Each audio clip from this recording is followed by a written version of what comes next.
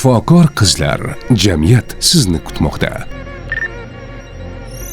Hurmatli bo'lajak shifokor qizlar, jamiyatimiz uchun juda muhim bir haqiqatni ochiq aytish vaqti keldi. Ko'pchilikda noto'g'ri tushuncha bor. Agar shifokor ayol bo'lsa, albatta ginekolog bo'lishi kerak. Aslida esa tibbiyotda ayollar uchun mos va ayni paytda jamiyatda o'ta zarur bo'lgan mutaxassisliklar juda ko'p. Masalan, xalq orasida bavosil, gemoroy juda keng tarqalgan. Bu kasallik faqat erkaklarda emas, ayollar orasida ham juda ko'p uchraydi.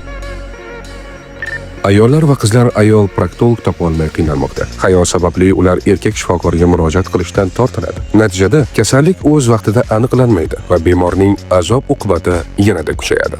Bugun erkak proktologlar nisbatan yetarli, ammo ayol proktologlar juda kam.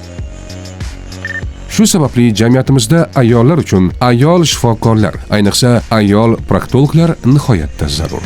Hurmatli bo'lajak shifokor qizlar, mutaxassislikni tanlash bu shunchaki kasb emas, balki katta mas'uliyatdir.